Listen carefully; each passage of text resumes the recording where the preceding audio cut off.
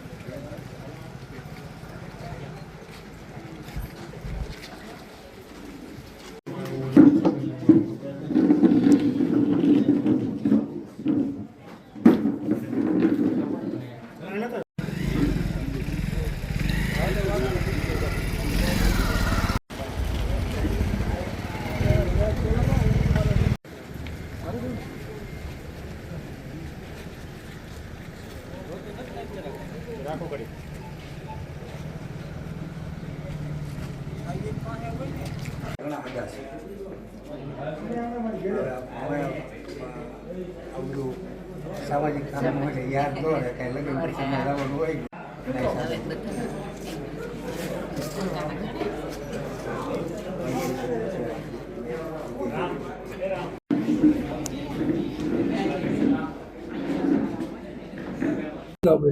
અમે વાડીએ ગયા હતા તે વાડીએથી આવ્યા હતા એ 7-8 જણ આવી ગયા અને એમ કીધું આવો તે બેઠા ખાટલા ઢાળ દીધા એટલે એ કે પ્લોટ આપો તે અમારા છોકરાઓને પપ્પા એમ કીધું કે પ્લોટ નથી દેવાનો એ કે એમ તે કે ઈ થાય કરી લેજે તાર બાપને એમ કરીને ગાળવી દેવા અને એ કે થાય કરી લેજે 20 વર્ષ જેલમાં રહેવું પડે ને તો રહેવું પણ એ કે પ્લોટ તો લેવાના છે એટલે લેવાના છે એમ કરીને મારતા મારતા ડેલે લઈ ગયા મેં ધોળો કોક મારી નાખશે એમ તે હું ગઈ ત્યાં મને 2 લાફા મારી દીધા અને એક ઓલા દાદા હતા ને એને લાકડીને ઠોહો માર્યો ભગાભાઈ નહીં ઈંદુ દાદા તું બોલ મને હા હા તે દાદાએ મને લાકડીને ઠોહો માર્યો તે પછી ત્યાં અમારા બા આવ્યા ઈ કે બધા થઈને બેન મારી નાખશો એમ મને બોલવા અમારા બા ઈ કે તે ઈ એને ધક્કો મારી દીધો અમારા બા ને તે શું માંગ છે તમારી માંગ શું અમારે એ કે બોલ કેવું છે કે બધાએ કડક થઈને રહો ને એને સજા કરો એમ કાયદેસર કાર્યવાહી કરો એમ જે ઘટના બની છે અને આવનારા દિવસોમાં ખેડૂત ઉપર કોઈ પણ પ્રકારના આવા લુખાઓ અસામાજિક તત્વો ડારો ડફારો ન કરે, ધાક ધમકી ન કરે અને પજવણી ન કરે એના ભાગરૂપે 3:30 વાગ્યાના આજુબાજુ સમગ્ર પંથકના લોકો, આજુબાજુના ખેડૂતો લોકસંવાદ, ખેડૂત સંવાદનું કાર્યક્રમ રાખ્યો છે। તેની અંદર ઉચ્ચ અધિકારી પણ ઉપસ્થિત રહેવાના છે અને ખેડૂતોને પ્રવચન કરશે। હા, આની અંદર જ્યારે પ્રથમ